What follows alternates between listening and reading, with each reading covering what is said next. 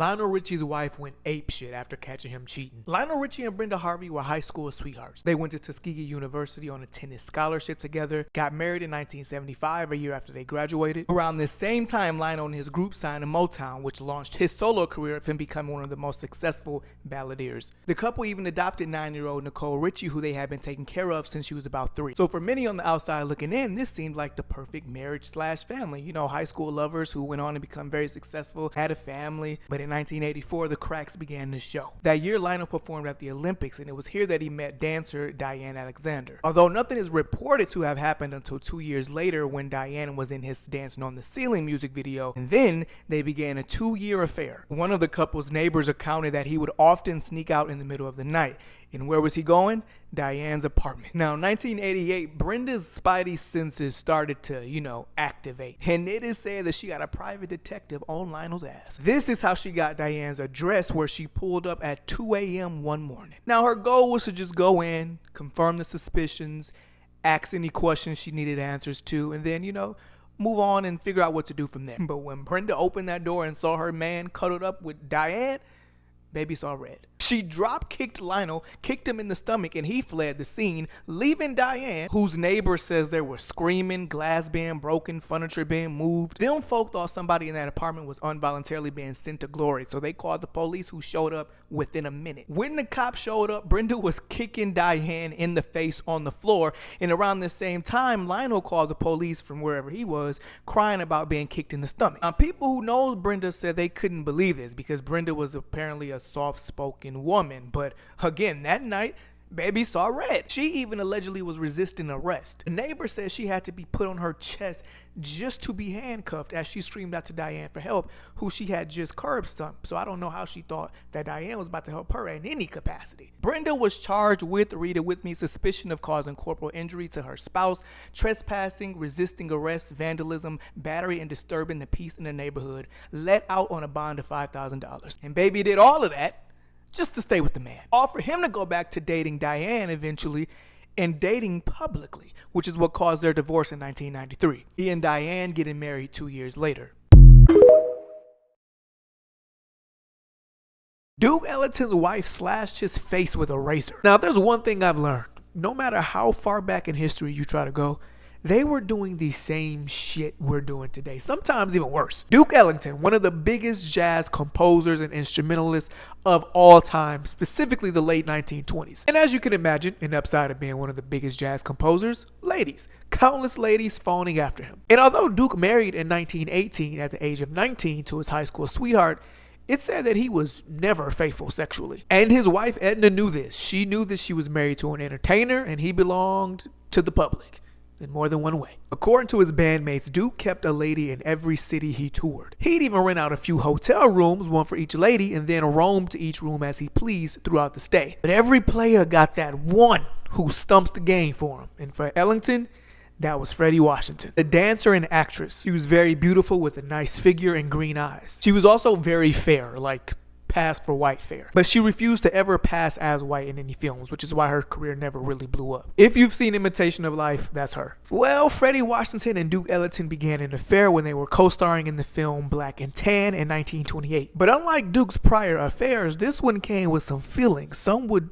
say love. They both were very much in love and weren't trying to hide it. It is said that everyone in entertainment knew about this affair. And I think this is when it became a little too much for Edna, because it's one thing to have affairs within the confines of a hotel room, but it's another thing when you bunny hopping throughout, studio sets, going out to eat with a known actress. So sometime during the filming of Black and Tan, Edna took a razor and slashed Duke's face while he was asleep. Now that was wrong. And you can tell when it happens because in the first half of the movie, Duke's face, the left side of his face, is normal. But by the end, it is undeniably, unquestionably slashed. Duke was devastated. He took a lot of pride in his appearance. So now that he had this slash in his face that wasn't really easy to cover up, he became very protective and insecure about the left side of his face. And if you were to just do a quick Google search, any picture after 1928 is mostly taken on the right side of his face. The rare exception being if the picture was taken off guard or unknowing to him. Though Duke and Edna never officially divorced, you better understand that he did not speak to her ever after this, unless it was about their child or something necessary that she needed. He did also finance her life until her death, but that was the extent of any form of communication. As far as Freddie, she began dating Duke's trombonist and they eventually got married. Now imagine that. Imagine getting your face slashed for a woman that goes on to marry your subordinate. Freddie has admitted to this affair with Duke, though Duke never has. I think it's too touchy of a topic for him. The most he's ever done is allude to it. What have you got that scar for? Oh, this? Oh, that was, I have 3 stories. Taxi accident, what's the other one? Oh, Heidelberg. There's another one, too. I can't remember. More personal.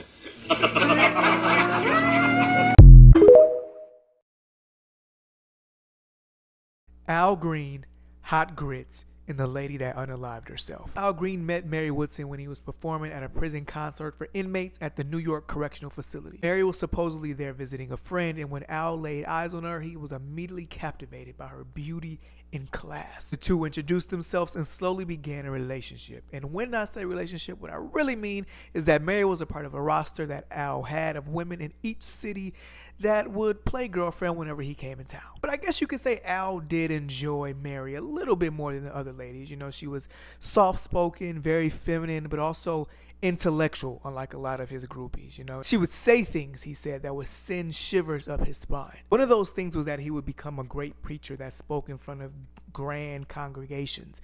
And although Green wasn't trying to hear none of this at that time in his life, she was so convinced about this that she teared up and told him that when he did start a church, if he would come back for her and save a seat up front for her. Al would send her flowers, fly her out to concerts, even his hometown of Memphis. But let me emphasize that this was all just fun. It was a part of the game for him. He was not looking for a wife per se. Mary, on the other hand, was catching feelings like real bad. What she forgot to tell Mr. Al was that she was currently married with 4 children back at home in New Jersey. See, all this time while Al was calling the house phone, sending flowers to the family house, her husband was allegedly just turning a blind eye until he couldn't anymore because she was beginning to abandon the family in general. It got to the point where her husband came to Memphis, unbeknownst to Al, because again, he didn't know about any of this at the time.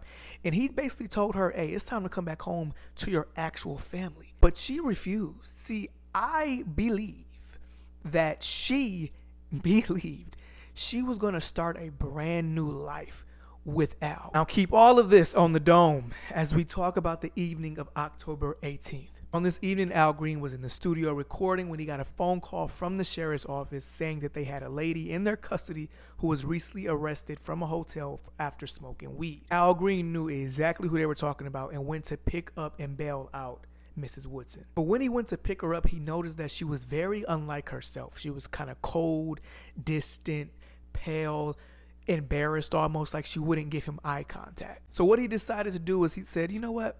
Come back to the studio.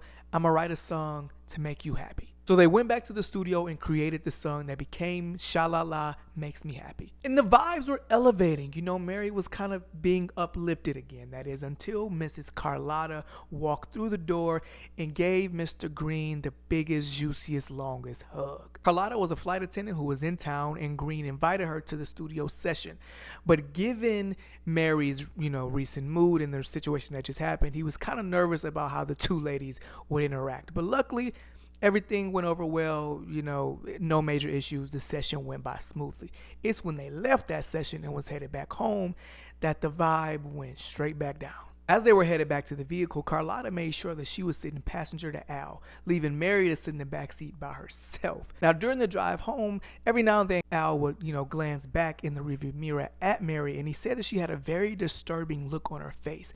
A face of like a decision had just been made and it was solidified. You know that face where you're like, yeah, I'm gonna do this. Like, it's happening. At one point, she caught him staring, and he said she gave him such a cold stare that he didn't look back in that rearview mirror for the rest of the drive home. Once they got home, Al showed Carlotta to her guest room, and after making sure that she was comfortable, whatever that is to imply, he went back downstairs to find Mary at the stove, boiling water and stirring it with a spoon. When she noticed him, she gave a saddish kind of smile and asked Al, have you ever thought about getting married? Oh, no, I don't think I'm ready to get married. She said, well, I sure love you. I said, well, okay, well then let's think on it a while, would you? And this obviously wasn't the answer she was looking for, but she did not reply. She just kept on stirring that water. And Al thinks nothing of the comment that he just gave her, but he does eventually think about what is she doing with his water? And he asks her, what is she cooking? But she does not reply. Instead, she hugs him, kisses his neck, and whispers, I would never do anything to hurt you. Now that right there is when I want to call the Uber, because what are you talking about? But Al heads upstairs, gets ready for bed, and as he's brushing his teeth, he looks up in the reflection of the mirror. And who does he see but Mary with both hands gripping this pot that he had seen downstairs, and she throws it, he says, with all of her might at him. And now it is not just boiling water, but also some grits for a little razzle dazzle, I'm assuming. See, you mix this stuff in and make it kind of slimy thick, you know? And I'm saying, like, what is this, you know? And all of a sudden I'm full of it, you know? So this is so much pain, man. And I reach back, man, and I got 2 fingers full of skin. The screams of second-degree burned Al are so loud and outrageous that Carlotta wakes up and comes out of the room saying, what's going on? How can I help? When she notices egg-sized blisters on his flesh, she rushes him to the tub and pours cold water on him. While they're doing all of this, it's all happening so fast, y'all. They hear 2 shots in another room and then a thud on the floor. I said, what's that noise? She said, sound like gunshots. I said, this can't be that. Come on, this is ridiculous. This thing is going crazy. I go over here, boom, here this lady is lying in the floor. Here this pistol is in her hand. I'm saying, oh my God, what in the world? Call the police. She said, but this is crazy. I said, call the police. Hey, just get me to the hospital. I says, I am hurting. Now, along with a 3-page letter professing her love to Al, he found out a lot about Miss Woodson following her death. Along with her husband and children, of course, he found out that Mary was allegedly a certified groupie. She would show up to a bunch of events where stars were, and she would allure them with her sex appeal. Her family also brought to the light that she had allegedly been struggling with mental illness for a while, most of her life, you know, even having an incident where she had to get her stomach pumped because she swallowed a handful of pills. She shot an ex in the foot, even tried to kill herself days before the October 18th incident. This entire night and incident gave Green a new perspective on life, and from here he threw away his life as an R&B artist and became a preacher and gospel singer, and actually a very successful one. Some would say it was prophesied to him a while ago from some birdie named Mary Woodson.